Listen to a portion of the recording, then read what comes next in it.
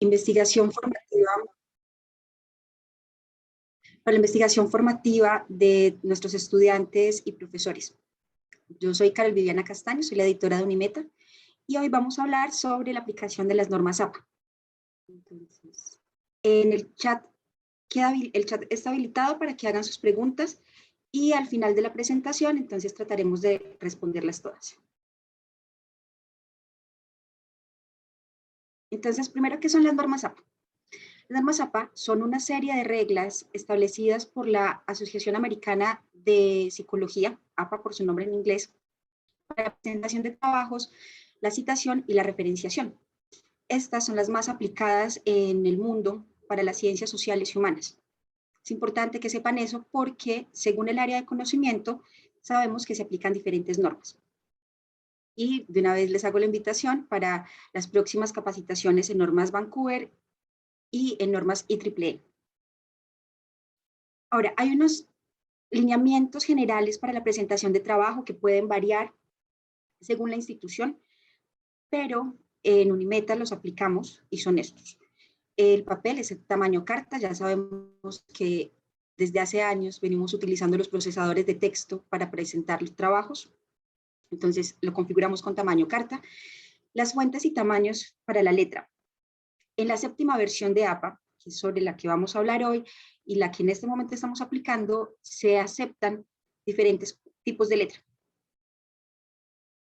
Times New Roman 12 puntos es la preferible porque es la más entendible, pero también la Georgia en 11 puntos, la Computer Modern en 10, Calibri 11 puntos, Arial 11 y la Lucida Sans Unicode. Como les digo, la preferible es el Times New Roman por un asunto de comprensión. La letra redonda permite leer más fácil, pero igual cualquiera de estas es aceptada. El interlineado en APA siempre es a 2 puntos, o sea, interlineado doble. Eso surge de que permite ese espacio que se generen anotaciones entre líneas. Verán cuando postulen un artículo para una revista que a veces lo disminuyen o que nos piden que sea 1.5. Pero en términos generales, para presentar trabajos en la universidad es de 2. No se utiliza el espacio entre párrafos. Para diferenciar que empieza un párrafo, lo que se utiliza es la sangría en la primera línea de cada uno a 1.27 centímetros, que son realmente 5 espacios. Entonces uno simplemente le da un tap en su teclado y comienza el nuevo párrafo. Igual para las referencias, ahorita que veamos cómo se elaboran las referencias, se utiliza una sangría de 1.27 a partir de la segunda línea de cada referencia. Así se diferencian sin que tengamos que darles espacios entre cada una.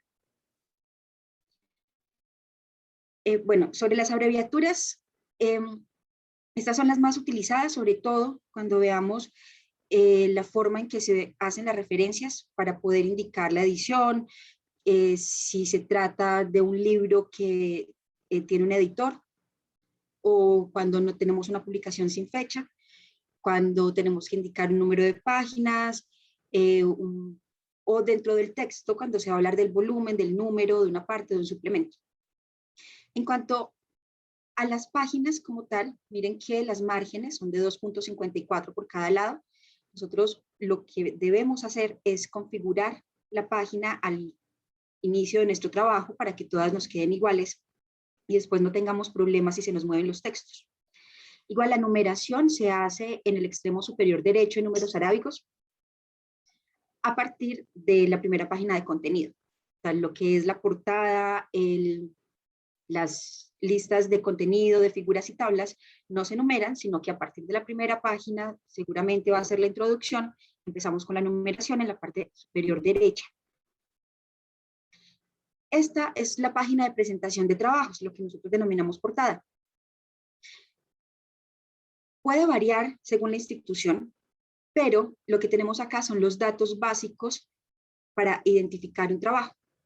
Entonces, como verán, el título, siempre es importante que consideramos un título descriptivo, corto, claro, que involucre las categorías más importantes que se van a desarrollar en el trabajo. El nombre del autor, entonces, fundamental que siempre lo coloquemos.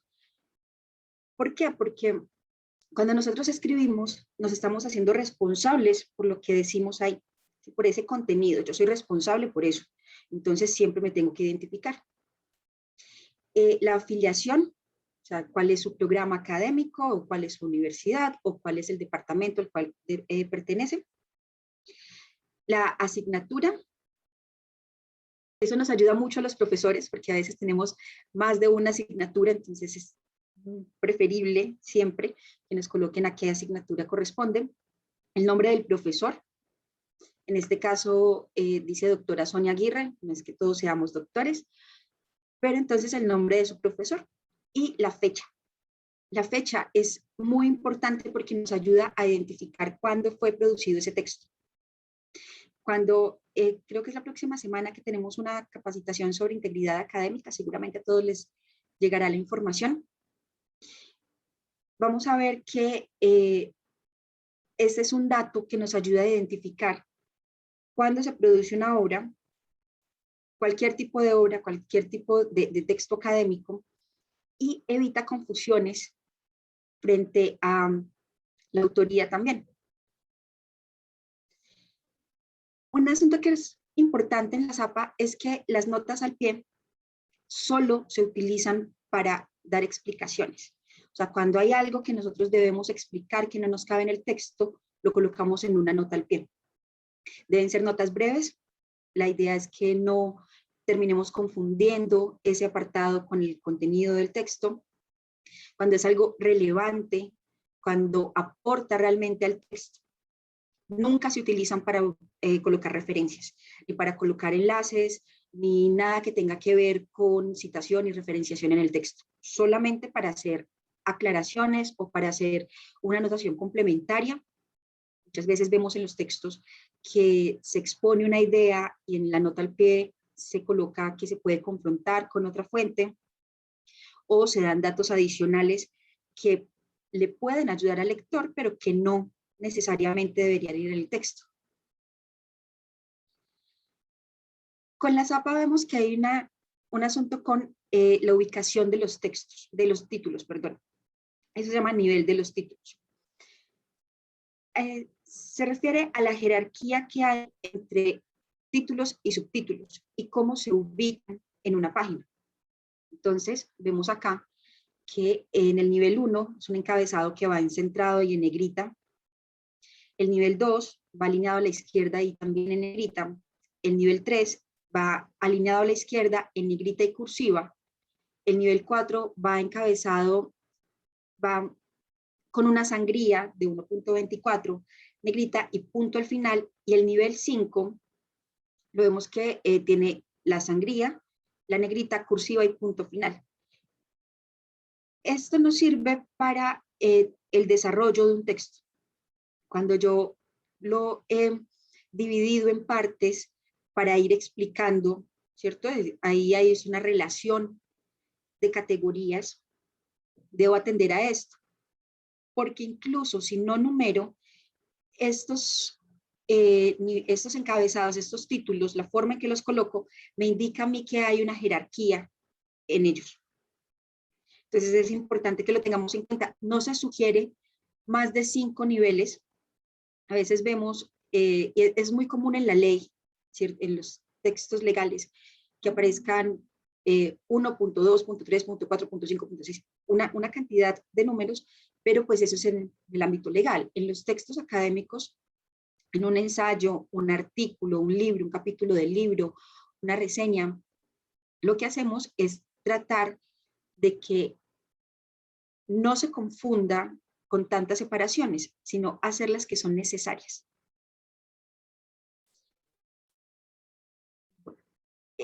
Sobre las citas. En la Ley 23 de 1982 aparece el derecho de cita. ¿Qué es eso? Lo que expresa es que una persona puede reproducir un texto ajeno, un texto de otra persona, siempre y cuando no sea tanto que resulte en una simulación o una reproducción exacta del texto citado. ¿Eso qué implica? Que nosotros podemos copiar y pegar partes de textos, siempre y cuando no sean tantas que parezca como si estuviéramos tomando todo el texto de otra persona y haciéndolo pasar por propio. Las citas además contribuyen a establecer ejemplos, a probar puntos, a mostrar teorías, a generar lo que se llama en la academia la discusión, una discusión crítica en la cual nosotros no solamente colocamos partes de otros textos como apoyo, sino que los discutimos, miramos realmente si aporta o no al argumento que nosotros estamos desarrollando. Utilizamos datos de otras investigaciones, pero siempre debemos decir de dónde los tomamos. Por eso vamos a ver que las citas pueden ser directas o indirectas y que esto se aplica para cualquier sistema de citación. O sea, cualquier tipo de normas que estemos aplicando, nos van a reconocer que hay citas directas e indirectas y que siempre tenemos que mostrar de dónde las tomamos. Porque o si no, incurrimos en una violación a la ley. Primero, es un asunto legal, se llama plagio. Y segundo, es un problema ético. Yo creo que es mucho más relevante que pensemos en esos términos porque le estamos negando el reconocimiento al autor, a quien originalmente creó ese contenido, y nos estamos apropiando de él, lo cual es un fraude, y en la academia no nos podemos permitir ese tipo de cosas. Los elementos básicos que tenemos que tener en cuenta cuando estamos haciendo un trabajo y estamos leyendo otros textos son quién es el autor de ese texto, la fecha de publicación, el título y la fuente. ¿A qué se refieren esas cosas? Entonces, el autor, pues siempre saber quién fue el que lo escribió, porque eso además es un criterio de legitimidad.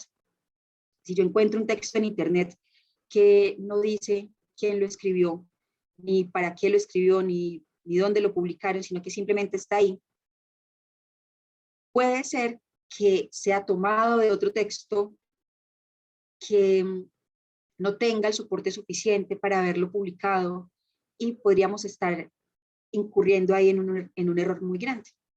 Entonces siempre hay que identificar los autores, la fecha de publicación, o sea, el año en que surgió ese texto, o si yo estoy leyendo un artículo o un libro, o incluso si estoy viendo un producto cultural, si yo estoy viendo una película, si estoy utilizando de pronto como referente una canción, cualquier producto, cualquier obra que yo esté citando, debo buscarle cuál fue la fecha de publicación, el título, obviamente. Y cuando hablamos de fuente, entonces nos referimos a si es un libro, entonces en qué editorial fue publicado, si tiene una URL, o sea, si es un documento electrónico, entonces cuál es la página donde yo lo recuperé, si es un artículo, entonces en qué revista fue publicado o en un periódico, o si es un documento de un blog, o tenemos algo que se llama DOI, que es un identificador digital para documentos. Entonces, casi todas las revistas electrónicas en este momento tienen ese identificador. Entonces, lo debemos colocar porque eso lo debemos tener en cuenta porque eso es lo que nos ayuda a que la persona que esté leyendo nuestro texto pueda ir a esas fuentes que yo he citado y recuperar o mirar si realmente las citas que yo coloqué estaba bien, si yo interpreté bien el texto que estoy citando, o si es en una plataforma, por ejemplo, a mis estudiantes, hace poquito con mis estudiantes, perdón, tuvimos una experiencia con una charla TED. Es una plataforma muy grande, entonces hay que tener en cuenta de dónde se sacó ese video, o cualquier tipo de fuente, ¿sí? La fuente se refiere a dónde está publicado o de dónde se recupera la obra que yo estoy citando. Entonces, las citas directas son aquellas en las que yo copio y pego, o sea, que yo reproduzco exactamente el texto que estoy citando, ¿sí? Que si yo me leí un libro y tomé una parte de un párrafo exactamente, por eso decimos copy y pega. O si yo estuve en una conferencia y escribí exactamente lo que dijo el autor, o sea, lo transcribí.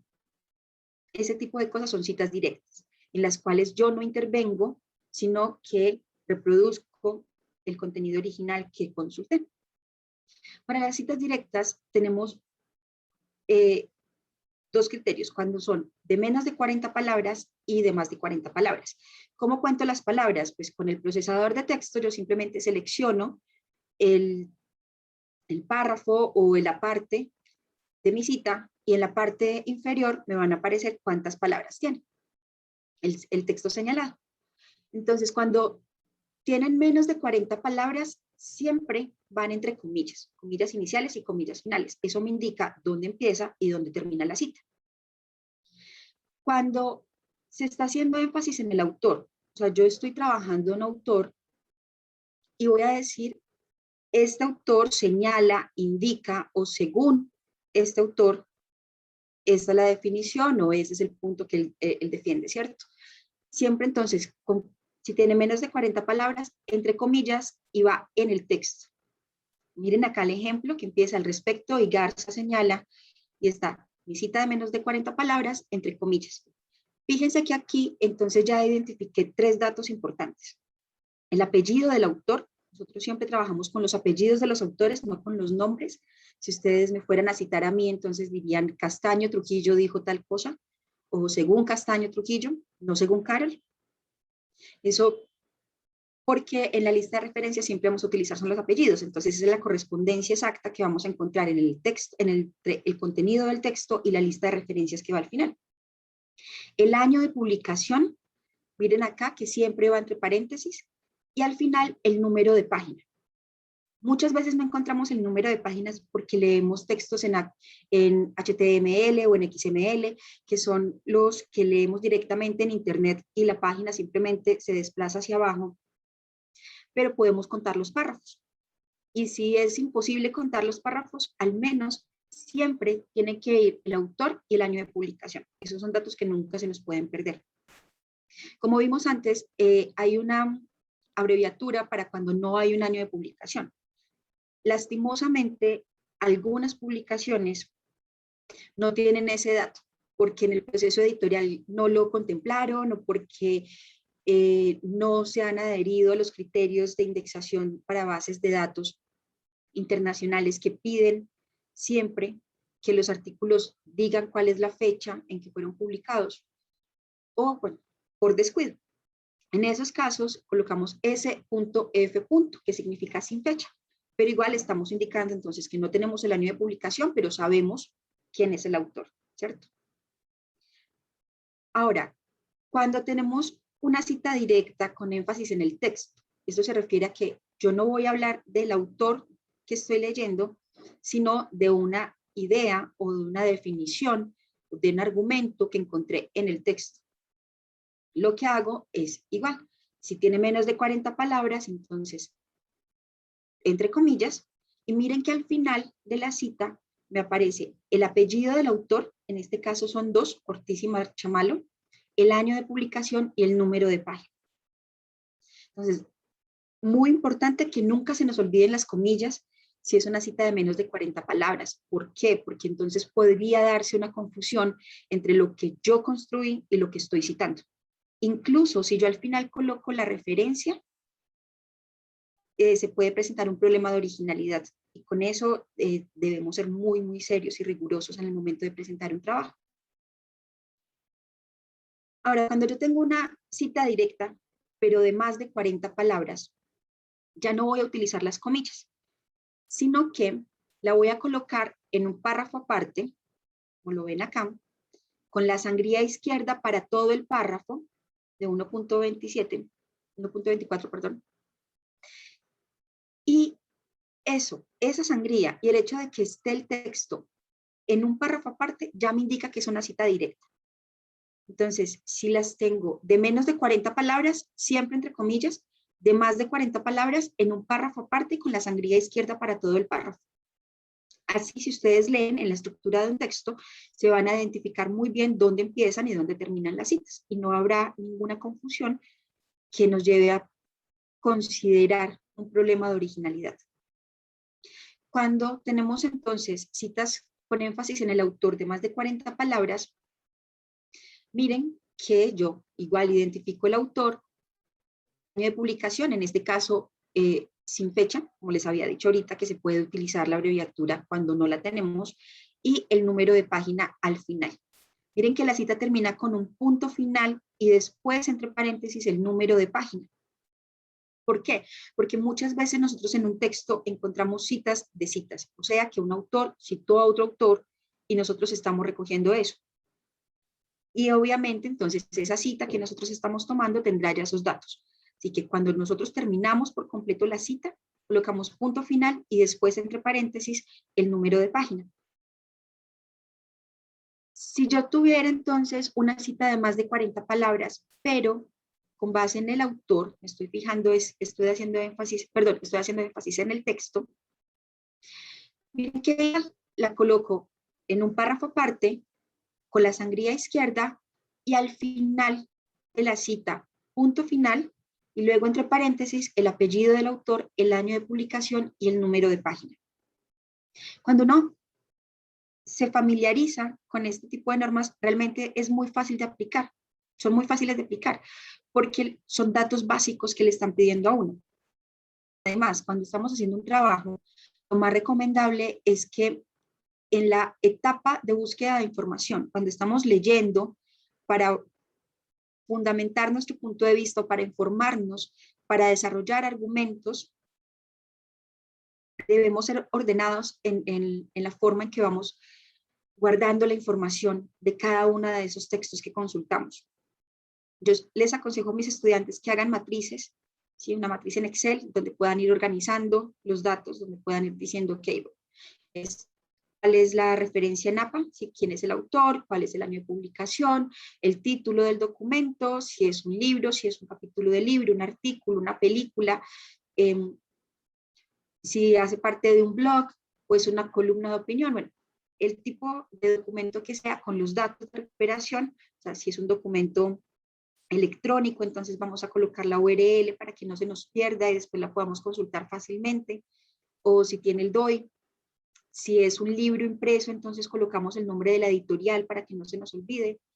Y también vamos colocando en esa matriz las citas que vamos sacando con los números de página. Eso ayuda muchísimo cuando se están construyendo estados del arte o cuando estamos haciendo un trabajo argumentativo de cualquier tipo, porque con esa información ya después sentarnos a escribir es mucho más fácil, no nos tenemos que devolver a buscar ningún dato de citación. Ahora, el otro tipo de citas son las citas indirectas. Una cita indirecta es un parafraseo, pero el parafraseo no es que yo reemplace palabras de una cita, sino es que yo llegue y diga, entonces dice alma y lo cambié por espíritu, o en lugar de, sin embargo, puse no obstante. ¿Sí? Esos reemplazos por sinonimia no constituyen un parafraseo. Un parafraseo es cuando yo he leído un texto y recupero una idea y la escribo con mis propias palabras según el contexto donde estoy escribiendo además. Porque recuerden, y seguro esto lo han visto en las clases ya, que todo discurso, oral o escrito, tiene un lugar de enunciación, ¿sí? Tiene un lugar de origen y tiene un contexto en el cual se desarrolla. Entonces, si yo estoy retomando una idea, es porque la estoy aplicando a un contexto específico con unas intenciones muy claras sobre lo que quiero comunicar. Entonces, en ese caso, cuando voy a hacer un parafraseo, lo que debo hacer es escribir la idea que estoy retomando con mis propias palabras, no solamente reemplazar palabras o cambiar el orden de las palabras ni cambiarle la puntuación, porque esa es una forma de plagio también, que veremos luego en la otra capacitación sobre integridad académica. Entonces, cuando yo voy a hacer una cita indirecta, partiendo de que es un parafraseo, ¿cierto? Y un parafraseo bien hecho, puede ser con énfasis en el autor. En este caso, ya como yo estoy haciendo la reconstrucción, no utilizo las comillas, pero sí debo tener en cuenta que siempre los datos de citación van a ser los mismos, el apellido del autor y el año de publicación. ¿Por qué? Porque yo estoy retomando una idea que leí en otra persona, ¿sí? Que leí en otra fuente, en un texto que no es mío, y tengo que reconocer de dónde lo saqué. Además, porque si yo le estoy dando peso a mis argumentos a partir de la posición que tomó otro autor, entonces lo tengo que reconocer, tengo que decir, bueno, esto no solamente lo estoy pensando yo, esto lo pensó tal otra persona en tal año y dijo esto. Entonces, miren, cuando tiene énfasis en el autor, entonces en el texto me va a aparecer el apellido del autor y entre paréntesis el año de publicación. Así puedo yo después contrastar con la lista de referencias cuál es el texto, cuál es esa obra que se citó en el contenido. Cuando la cita indirecta, cuando el parafraseo que yo estoy haciendo tiene énfasis en el texto, o sea, cuando yo estoy retomando una idea que leí en un texto, pero que no le estoy diciendo, no estoy diciendo exactamente que es el autor el que lo dijo porque no lo estoy trabajando a él, sino que retomé su argumento. Miren que está la reconstrucción de la idea y al final, entre paréntesis, está el apellido del autor, en este caso son 2, y el año de publicación. O sea, los datos importantes que nunca me pueden faltar para la citación, sean citas directas o indirectas, es el año de publicación, el autor y el año de publicación. Siempre, independiente de cómo los ubique en el texto, si estoy haciendo énfasis en el texto o énfasis en el autor, siempre esos datos deben aparecer. Así contribuimos entonces a que quien nos está leyendo pueda revisar las referencias, sepa de dónde salieron esas ideas y nosotros discutimos entonces con los autores a partir de ese reconocimiento. Hay algo que se presenta en muchos textos y es la cita de cita. O sea, cuando yo encontré en otro texto una cita que hace el autor y me parece que es útil para mi trabajo. Sobre esto, lo recomendable es que siempre vayamos a las fuentes originales. O sea, si yo encontré una cita sobre Kant en un texto del profesor Juan Carlos Guardela, entonces lo más recomendable es que vaya y lea también a Kant para saber si la interpretación que hizo el profesor es la que yo también habría hecho a partir de la lectura. Sobre todo porque a veces, según el contexto en el que se está escribiendo, pueden cambiar y según las intenciones pueden cambiar las interpretaciones. Entonces siempre es mejor ir a las fuentes originales. No significa eso que no podamos hacer citas de citas o que los comentaristas no sean importantes. Hay autores que se leen mucho más fácil a partir de los comentaristas porque escribieron en un idioma diferente. O sea, las traducciones del alemán al inglés de Kant son mucho más claras porque las hicieron personas que saben alemán y que supieron traducirlo muy bien. Y en esa medida son muy útiles. Y así lo van a encontrar con muchos autores también, pero lo preferible siempre es ir a las fuentes originales. Sin embargo, si tenemos una cita de cita, entonces continuamos con que si es de menos de 40 palabras, siempre entre comillas, de más de 40 palabras en un párrafo aparte, con la sangría izquierda, que es lo que nos va a identificar que es una cita y no parte de nuestro texto. O sea, no fue construida por nosotros, no es escrita por nosotros. Y fíjense que entonces nos aparece esta expresión, como se citó en. Tiene variaciones, a veces podría ser citado en, o como se cita en, o citado por. ¿Qué es lo que importa? Uno, que sea esa citación uniforme en el texto. O sea, que si yo tengo varias citas de cita en mi texto, siempre las denomine de la misma manera. Eso es por organización, por estilo y por claridad. Pero entonces, miren, el autor original, ¿sí? El que es la cita, en este caso Ponti, el año y cómo se citó en ya la fuente que yo consulté, con el apellido del autor, el año, el número de página. Eso me indica entonces que esa cita que yo encontré la hizo otro autor, que yo no consulté esa fuente original, que a veces es útil, sí, pero entonces tenemos que colocar todo el dato. El otro ejemplo acá, miren que ya es con énfasis en el autor, ¿cierto? El año de publicación, ya entre paréntesis, citado por, como les decía ahorita, hay varias formas de expresarlo, como se citó en, citado por, como se cita en. el nombre del autor que yo consulté, el año de publicación, y miren que en este caso al final de la cita me aparece el número de página, entre paréntesis. Lo que indica esto es que yo siempre debo ubicar los mismos datos, el autor, el año de publicación, el número de página, y que debo decir de dónde recuperé esa información. Entonces, si estoy haciendo una cita, debo decir de dónde la saqué. Ahora, en APA hay una regla según los autores. ¿Qué significa esto? Que vamos a encontrar textos y obras en general que son producidas por más de un autor. Entonces yo puedo escribir un artículo con un compañero profesor o con dos compañeros profesores.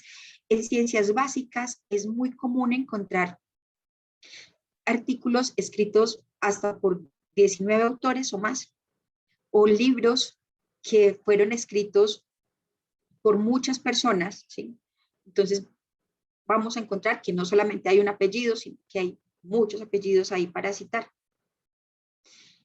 ¿Qué nos dice APA sobre eso? Si yo tengo un autor, o sea, tengo un solo autor, una sola persona escribió el texto o la obra que yo estoy consultando, entonces coloco su apellido. Si estoy haciendo una citación narrativa, o sea, si estoy haciendo énfasis en el autor, entonces el año de publicación va a ir entre paréntesis.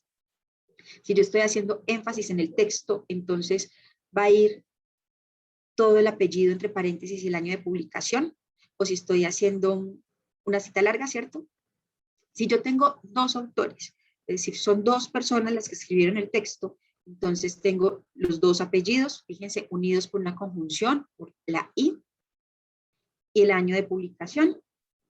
Cuando ya son tres o más autores, aparece la expresión latina et al, que significa y otros.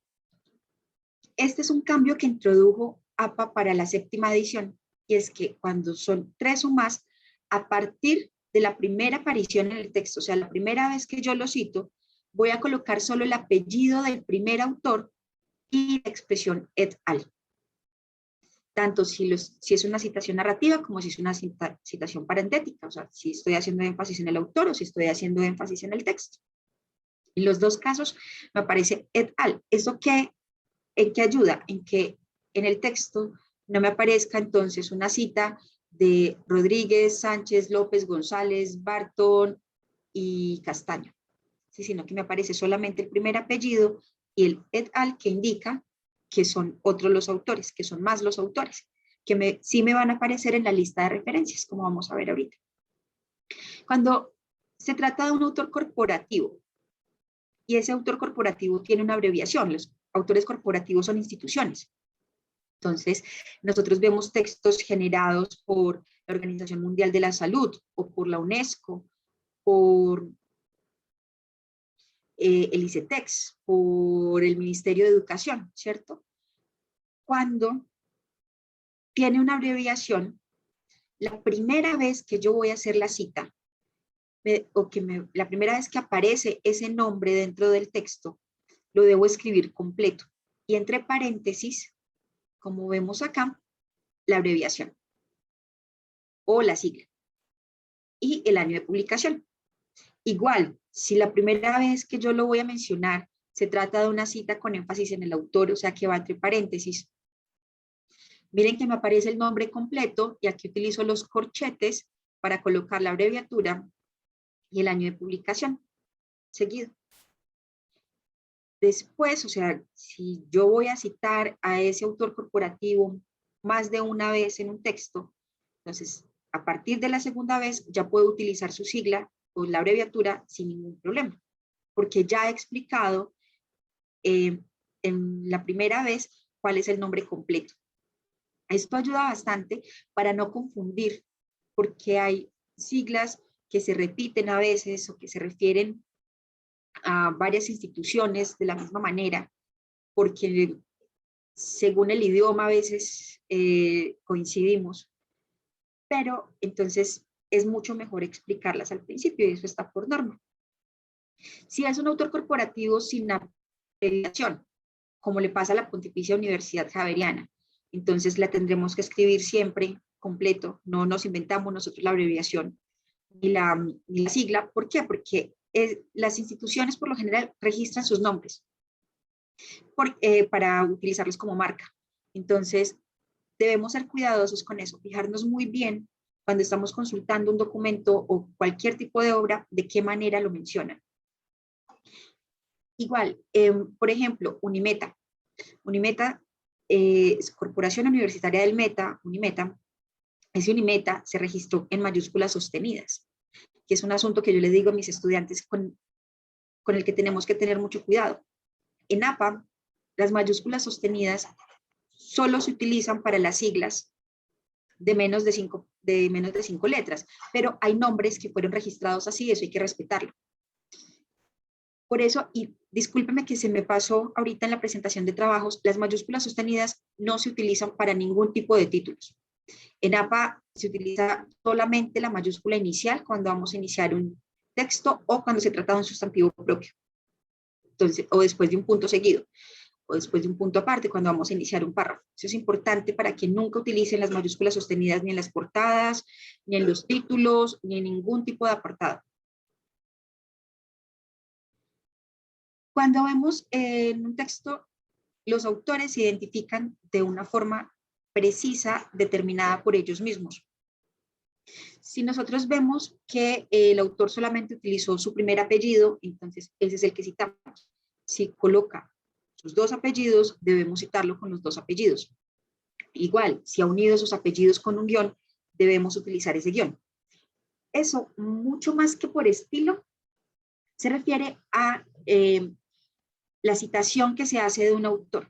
Nosotros ya sabemos que para los investigadores y para los profesores en general, y cuando tenemos muchos estudiantes, cuando los estudiantes empiecen también a producir sus textos, se van a dar cuenta que la citación es un criterio importante en la vida académica.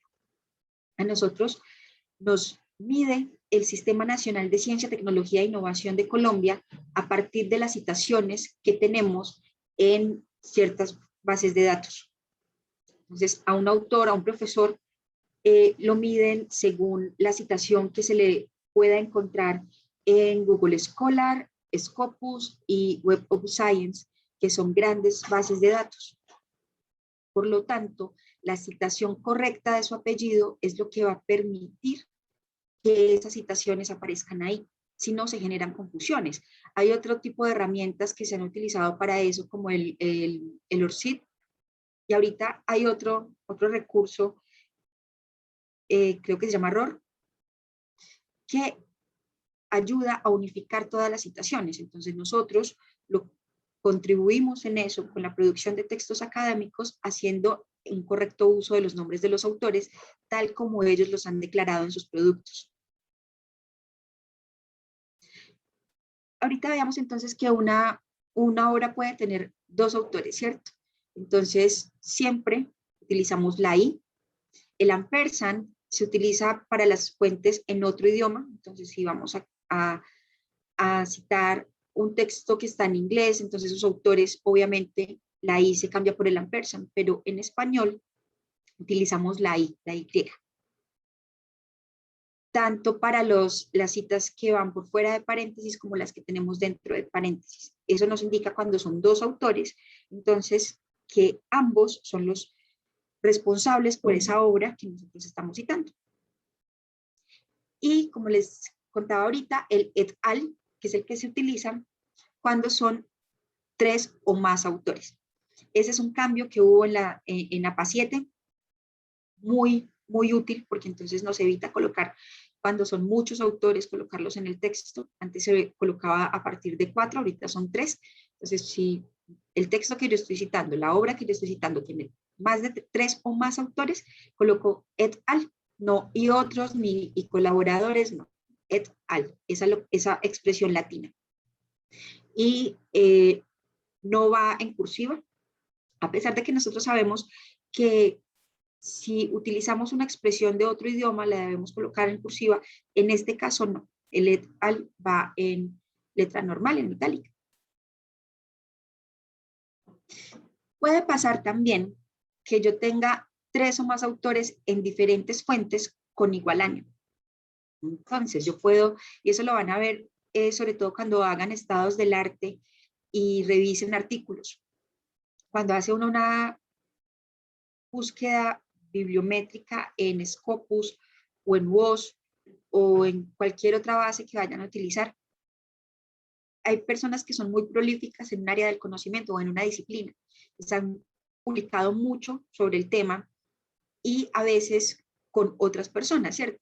Entonces, hay 3 profesores que publicaron 3 artículos en un mismo año y en cada uno incluyeron a alguien más o a otras 2 personas, pero nos aparecen siempre los 3. ¿Qué hay que hacer en esos casos? Uno debe mencionar los autores hasta donde se diferencien y ahí sí coloca el et al, para evitar confusiones cuando se va a contrastar con la lista de referencias y eso evita la ambigüedad por los apellidos. Ya vimos entonces cuando se utilizan los autores corporativos, que debemos entonces mencionarlo siempre la primera vez el nombre completo y después en adelante la sigla. También nos puede pasar que encontremos varios trabajos de un mismo autor con igual fecha de publicación. Entonces, el profesor Juan Carlos Guardela publicó 3 artículos en un año. Entonces siempre nos aparecería Guardela 2020, Guardela 2020 y Guardela 2020, ¿cierto? ¿Cómo hacemos para diferenciarlos y que se pueda después contrastar bien con la lista de referencias? Pues utilizamos las letras en minúscula. Entonces colocamos A, B, C, D y así por la cantidad de trabajos que nos aparezcan con el mismo autor y el mismo año de publicación. Igual en la lista de referencias también debemos indicar entonces con letras al lado del número del año de publicación para diferenciarlos. O cuando tenemos citas del mismo autor con diferente año. No tengo que repetir el autor y colocar siempre, como es el caso acá con el ejemplo, yo de LED 1984, yo de LED 1986, yo de LED 1991. No, lo que yo hago es separar los años de publicación con un punto y coma. Eso es lo que le va a indicar a uno como lector que está haciendo referencia a esas diferentes obras del autor que después me van a aparecer en la lista de referencias.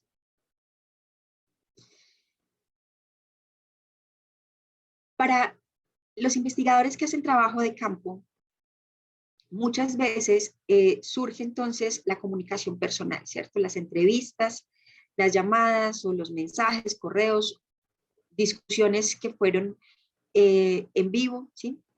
Conversaciones que se tuvieron con personas que no fueron grabadas, entonces no nos queda como ese registro para yo citar el video, sino que yo tomé apuntes, yo transcribí o de pronto grabé el audio, pero entonces solamente tengo un audio, ¿cierto? No lo puedo grabar como no lo puedo referenciar como si fuera una fuente. En esos casos, lo que yo hago es dentro del texto citarlo de esta manera, entre paréntesis, la comunicación personal, el año, la fecha y el año. O si estoy haciendo una cita de más de 40 palabras, que no tiene énfasis en el autor, sino que yo estoy haciendo ese énfasis en una idea que se desarrolló en esa conversación, en esa entrevista, iría entre paréntesis el apellido del autor, miren, perdón, la inicial del nombre y el apellido del autor, en este caso M. González, comunicación personal y la fecha. Este tipo de citas no se incluyen en la lista de referencias, nos quedan solamente en el texto, pero con la anotación de que son comunicaciones personales y que por eso no hay una información para recuperar esa información como tal, pero sí estamos haciendo el reconocimiento de quién dijo eso, ¿sí? De a quién le pertenecen esas ideas.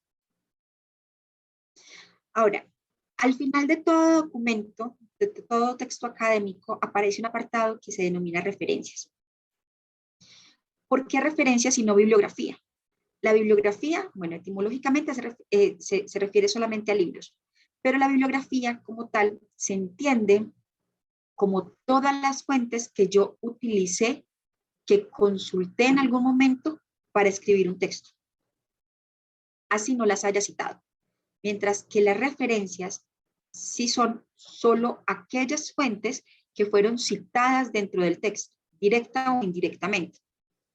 O sea, si yo leí varios libros, pero que pues me ayudaron, obviamente, para generar mis argumentos, para comprender más un tema, pero no lo cité en el texto, entonces no me deben aparecer en la lista de referencias, porque eso abre la puerta a un problema y es entonces cuando yo voy a publicar un artículo, por ejemplo, en una revista, me van a decir que el número de referencias para un artículo científico debe ser de 25. O sea, mínimo 25 referencias tengo que tener yo para ese artículo científico. Si se tratara de bibliografía, entonces yo podría citar hasta el manual que me leí de escritura cuando tenía 10 años, o una novela que una vez me leí que me pareció muy interesante, ¿sí? Mientras que lo que nos indica APA ahí es que solamente lo que fue citado en el texto debe aparecer al final en la lista de referencias, y viceversa, lo que aparece en la lista de referencias es porque ya fue citado en el texto.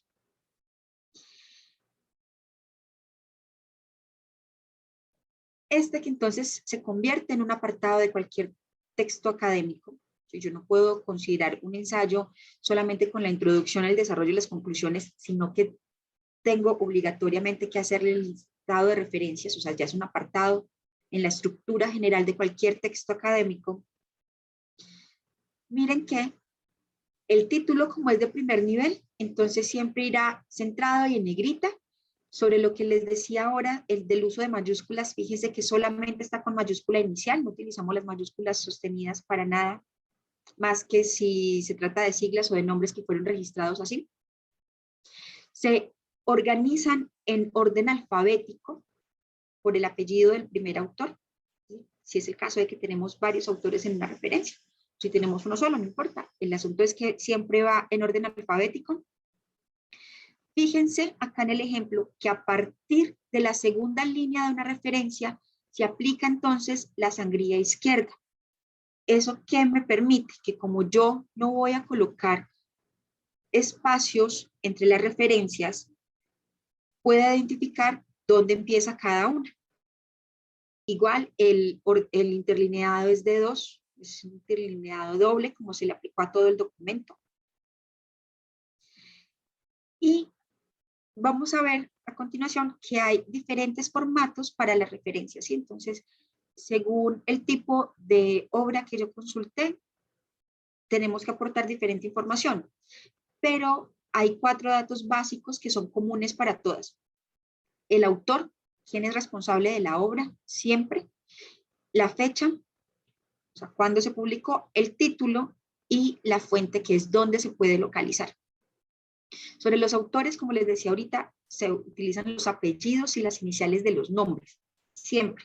Siempre nos vamos a buscar los apellidos y los iniciales de los nombres. No tenemos que colocar los nombres de pila. ¿Sí? Yo no tengo que colocar Castaño Carel, sino Castaño C.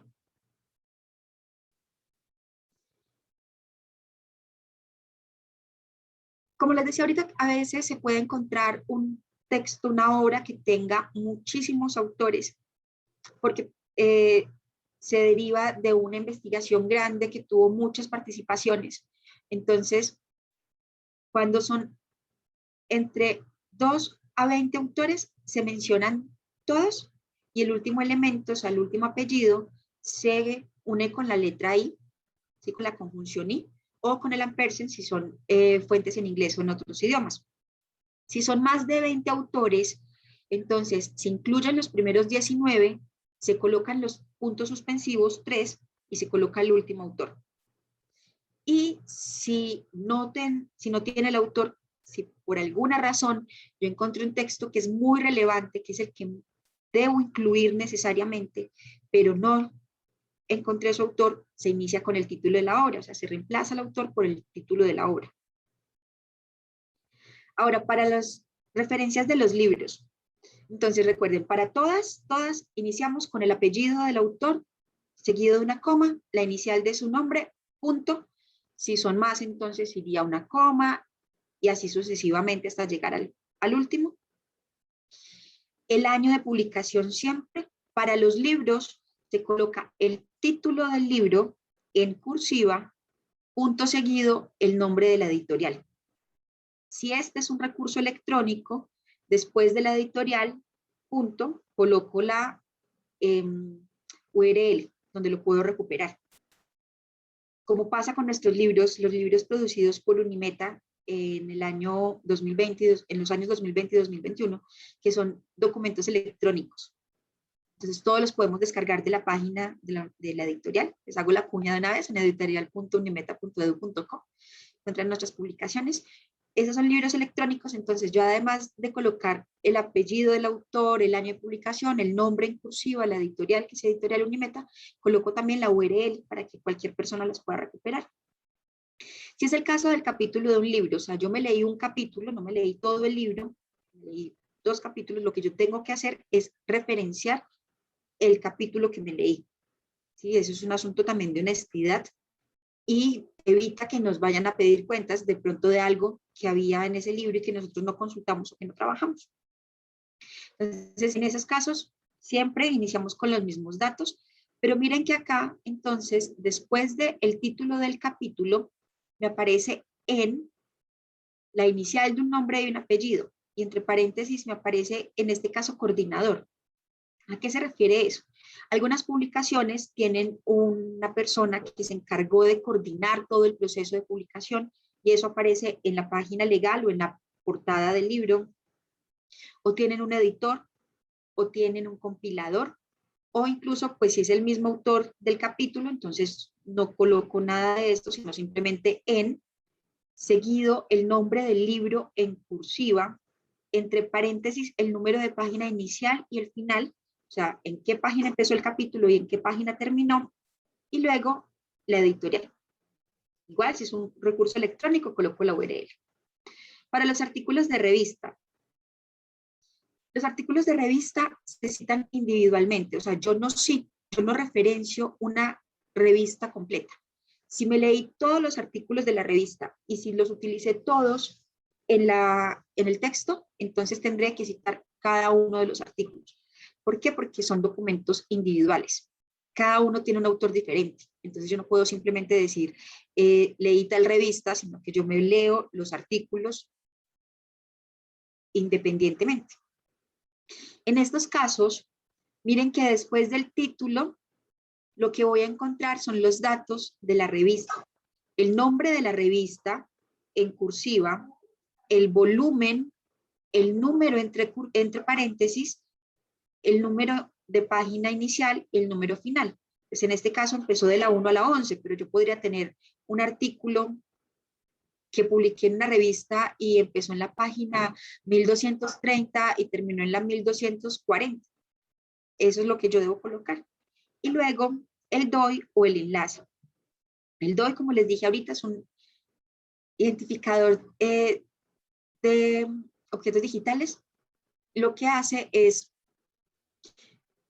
generar una URL de recuperación para cada documento. Entonces, siempre esa URL me va a funcionar. Eso está garantizado por una empresa muy grande que es la que los genera. Y siempre entonces va a estar a la mano el artículo. Si yo lo que leí fue una tesis, lo que cité en mi texto fue una tesis, entonces miren que de nuevo los datos básicos, el autor, el año de publicación, el nombre de la tesis, y miren que después, entre corchetes, encuentro yo acá que es una tesis de qué, puede ser una tesis de maestría o puede ser un trabajo de grado, que son los de pregrado, o podría ser una tesis de doctorado, la universidad donde fue generado ese documento, ¿sí? Donde se presentó ese documento, el país y luego el enlace. ¿Por qué se solicita ahí el enlace? Porque ya casi todas las universidades en el mundo, podemos decir que es una mayoría, el 90% de universidades, tienen repositorios digitales para los trabajos de grado. Entonces, siempre los vamos a encontrar. Si es el caso de una ponencia que leí yo en unas memorias de un foro o de un simposio o de un congreso, lo que hago entonces es, de nuevo, los datos de identificación, que son el autor, el año de publicación. En este caso acá, miren que después del año dice en qué día se desarrolló el evento. el nombre y acá entre corchetes, entonces digo qué fue, porque pudo haber sido una conferencia central, pudo haber sido una ponencia o una presentación que se hizo de un libro. Bueno, el asunto ahí es qué tipo de documento estoy referenciando. Y luego, miren que me aparecen los datos acá en cursiva sobre el evento donde se generó esa presentación, esa conferencia o esa ponencia, la ciudad y de dónde lo saqué. Entonces, esto es para el caso cuando tengo memorias, por ejemplo, que encuentro en internet, o cuando un evento fue subido a una página, o nosotros tuvimos hace poquito el Congreso Internacional de la Escuela de Derecho y Ciencias Sociales, y las ponencias quedaron todas grabadas en YouTube. Entonces, coloco el enlace porque lo saqué de ahí. En ese caso sería que yo hago una transcripción de lo que escuché y de lo que vi. Si yo hago referencias a un blog, los blogs son sitios en internet donde un autor sube sus reflexiones, sus artículos, a veces reproduce otros textos, monta recursos educativos. Hay que ser muy selectivos con qué tipos de blog consultamos, porque precisamente por ser un espacio que una persona maneja sin los criterios de evaluación por pares que usualmente se solicitan para los documentos académicos, entonces puede ser cualquier tipo de información. Así que cuando si van a consultar un blog, revisen primero quién es el autor y qué tipo de documentos ha subido ahí o qué tipo de recursos. En ese caso, miren que después del nombre del documento o de la entrada que yo revisé, aparece entre corchetes que es un mensaje de un blog. Y de nuevo, la URL para que se pueda consultar. Para las leyes, aquí ya hay un cambio importante en la ZAPA. Antes en la sexta edición las referenciábamos diferente, pero creo que esto es mucho más fácil para todo lo que son documentos legales, decretos, resoluciones y normas. Miren que aparece el nombre de la ley, del 975 de 2005, ¿qué es a lo que se refiere esa ley? Nosotros, cuando vamos a consultar una ley, lo debemos hacer en la página del Congreso. ¿Por qué? Porque ahí nos van a aparecer todos los datos y porque ahí se reproducen los textos completos. Debemos tratar de que, si vamos a mirar, entonces, o que esté firmada, al menos, y que tenga estos otros datos, la fecha y el diario oficial número tal, porque eso es lo que vuelve pública una ley, ¿sí? Cuando se publica, no es una redundancia ahí, cuando se publica en el diario oficial del Congreso. Entonces, eso es lo que uno va a decir, ok, la ley 975, por la cual se dictan disposiciones sobre tal cosa, en qué fecha se promulgó y el diario oficial. Por eso es mejor consultarlas directamente en la página del Congreso o cuando vamos a mirar una resolución. Entonces, ¿qué entes son los que emiten las resoluciones? Por lo general son los ministerios. O una norma, ¿sí? O un decreto que son los presidenciales. Entonces uno va y se fija en las páginas oficiales para tener la información completa. Cuando estamos trabajando con periódicos, nos encontramos con que a veces lo que aparece es la sección, no un autor, sino la sección. En este caso, el ejemplo es sobre la sección de justicia, entonces ese lo tomamos como si fuera el autor. Luego miren el año de publicación, el nombre del artículo que consultamos. En cursiva luego encontramos el nombre del periódico, en este caso sería El Tiempo, y como yo consulté una versión digital, la URL. Si recuerdan que ahorita veíamos que si no tengo al autor, lo cambio por el título de la obra, eso es muy común con los periódicos, que a veces no tengo ni la sección, ni tengo el nombre del autor, o aparece algo así como redacción El Tiempo. Entonces, en esos casos, lo que yo hago es reemplazar el espacio del autor por el título del artículo, el año, de publicación, entre paréntesis, el nombre del medio, y si es un recurso electrónico, entonces la URL.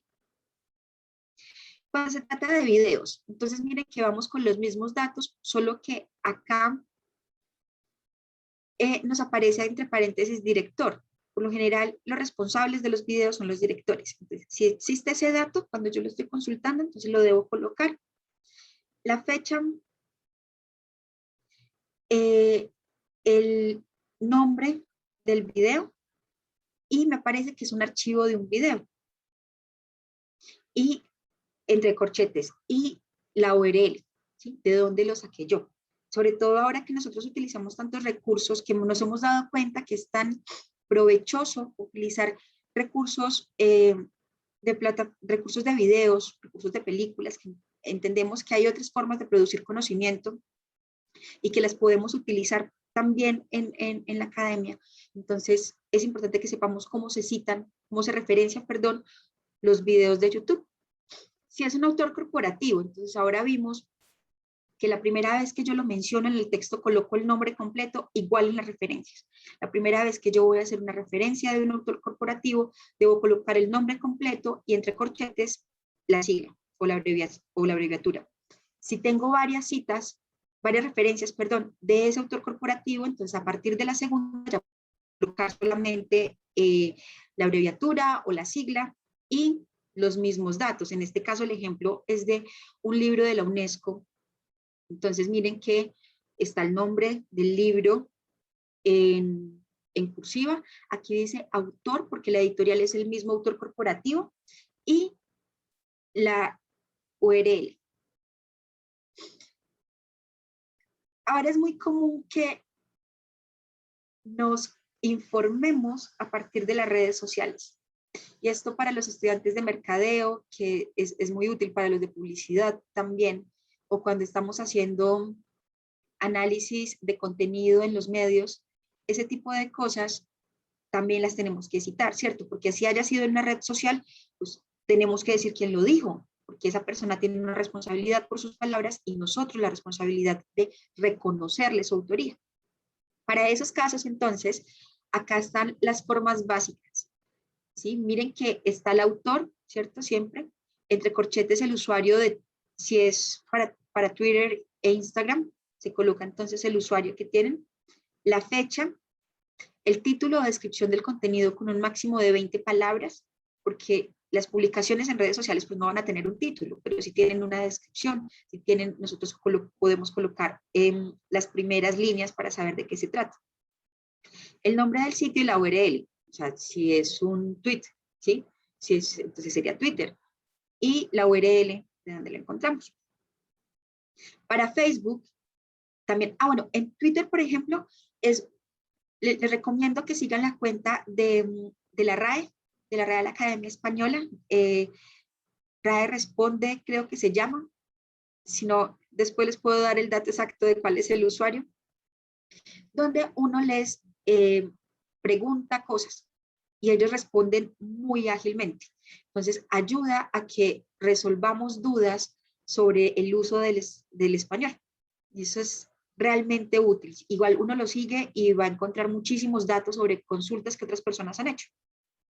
Si es en Facebook, también, por ejemplo, sigue siendo con la Real Academia Española, entonces miren que igual está la descripción del título o del contenido de la publicación, dice que es una publicación entre corchetes y que se hizo en Facebook más la URL. Para Instagram, lo mismo, solo que aquí en Instagram tenemos muchas más fotos, entonces se coloca fotografía en lugar de publicación, o se pone una publicación. Creo que ya nos estamos quedando sin tiempo, pero voy a tratar de hacer esto lo más rápido posible. En las normas APA distinguimos tablas y figuras. Las tablas sirven para organizar información, sobre todo datos, principalmente datos. Las figuras son todas aquellas representaciones gráficas que no sean tablas. Las fotos, los mapas, las ilustraciones, todos los diagramas, esas son figuras y las debemos mencionar así en el texto, como figuras. Si tenemos una tabla, entonces miren que encima de la tabla, al principio de la tabla, va el número y el nombre. Entonces, numeramos en orden. Vamos, tabla 1, tabla 2, tabla 3, tabla 4, tabla 5. Igual con las figuras, figura 1, figura 2, figura 3, figura 4. Si hay un salto entre esos números, o sea, si yo de pronto estoy hablando de la figura 1 y salto a la 6, lo que genera es una confusión en el texto. Y para aquel que me lo está leyendo, entonces se va a perder. El nombre, que debe ser el título de la tabla, que debe ser breve, pero claro y explicativo. Entonces no se puede poner creativo con los títulos, pero deben permitir que quien lo lea entienda a qué se va a referir esa tabla. Porque ante todo en un texto académico se espera la claridad, la precisión. Solamente se ubican estas líneas horizontales. Entonces miren que cuando yo le doy el formato a la tabla, solamente dejo las líneas superior e inferior para el encabezado y la inferior de toda la tabla. De resto, elimino todas las líneas. Y eso es por estilo y porque así lo dice la norma. Y al final de la tabla aparece lo que es la nota de la tabla, en lo cual ya se rebaja la letra a 10 puntos en Times New Roman y sirve para hacer aclaraciones o para colocar la fuente de la tabla.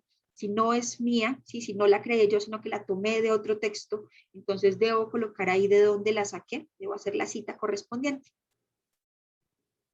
Y las figuras, entonces me disculpan acá porque mi gráfico tan pobre, pero es para ilustrar esto, que las figuras son todas aquellas representaciones gráficas que no son tablas, fotos, mapas, ilustraciones, diagramas, gráficos, todos los mencionamos como figuras.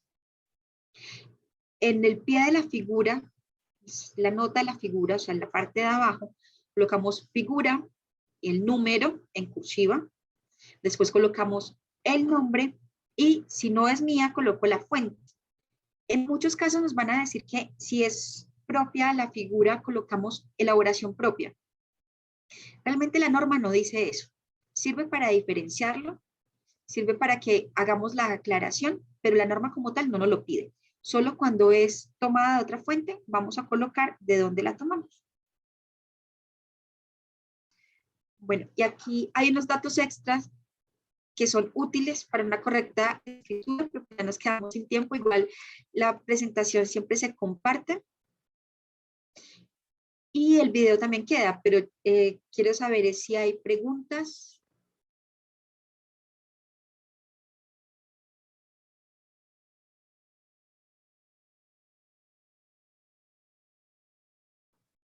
Bueno, aquí Nicole Díaz pregunta cómo utilizar el parafraseo. Entonces, ahorita cuando hablábamos sobre eso, sobre las citas indirectas, les decía, el parafraseo es una reconstrucción que hago yo con mis propias palabras, según mi contexto y según las intenciones que tengo, de una idea o de un argumento que leí en otra fuente. No es un reemplazo por sinonimio, o sea, yo no es que simplemente cambie términos, los reemplace, coloque en lugar de no obstante, sin embargo, en lugar de mente, espíritu, sino ni tampoco que le cambie los signos de puntuación, nada de eso, porque sería, ahí estaríamos incurriendo en un problema grande, sino que yo a partir de lo que leí y a partir de lo que comprendí y de la interpretación que estoy haciendo del otro autor, reconstruyo su idea. Y en esa reconstrucción, entonces, tengo que indicar exactamente qué es lo que estoy reconstruyendo, ¿cierto? Tengo que decir, bueno, es a tal autor que estoy trabajando, es el argumento de tal texto que leí. ¿Más preguntas, observaciones?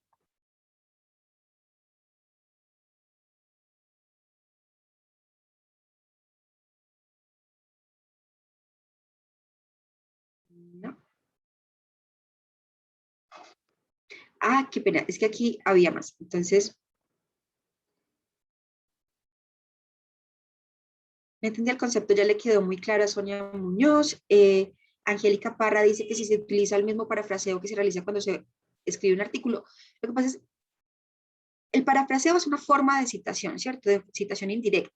Entonces, depende del texto académico que estés construyendo, es decir, es un ensayo, un artículo, un capítulo de libro, un guión, independiente de lo que estés haciendo, pues siempre va a ser una reconstrucción de una idea o de un argumento que se hacen con mis propios términos, aplicado al contexto específico desde el cual yo estoy escribiendo ese texto.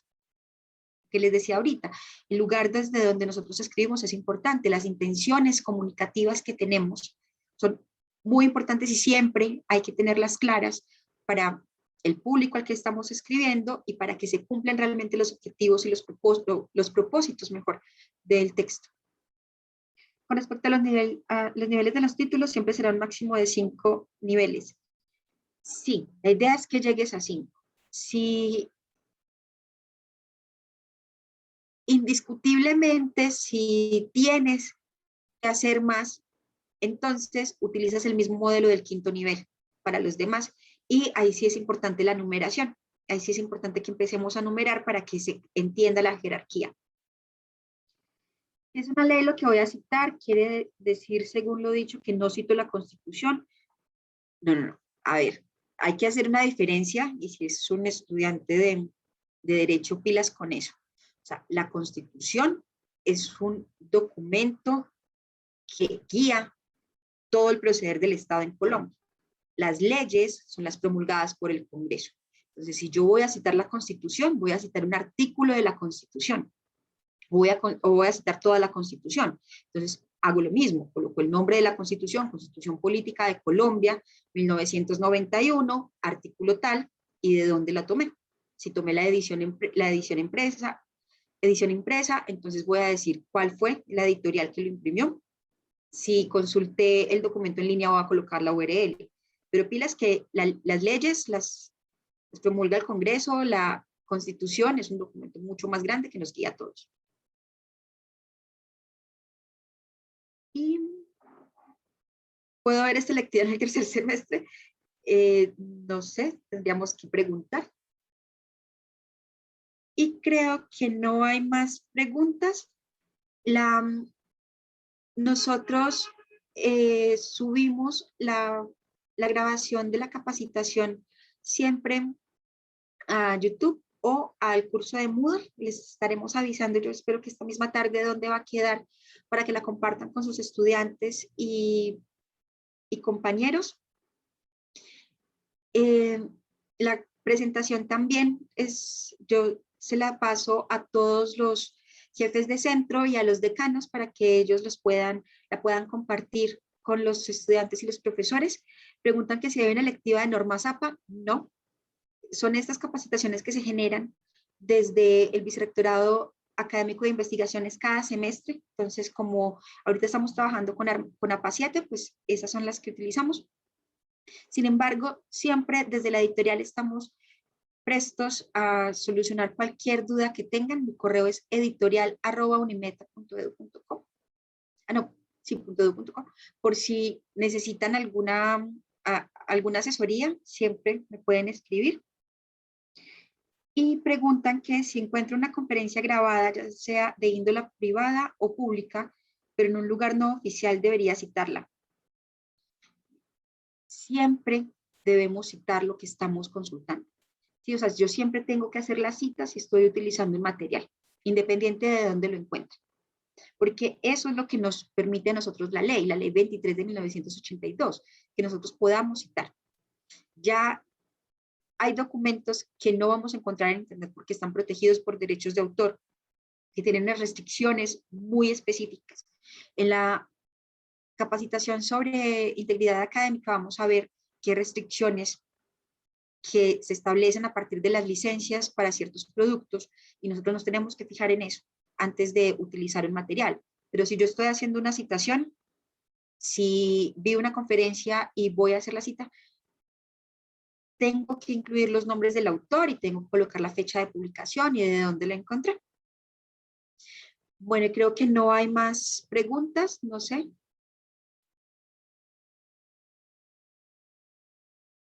Creo que no. Bueno, entonces, muchas gracias a las 87 personas que aguantaron estos 15 minutos de más. Espero que haya sido útil lo que les compartí hoy.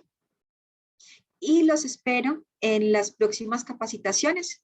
Ya se está haciendo la divulgación para la capacitación en normas IEEE para los estudiantes de ingenierías, las normas Vancouver para aquellos que trabajan en ciencias de la salud y la capacitación sobre integridad académica, que es útil para todas las áreas de conocimiento. Entonces, feliz día, que estén muy bien.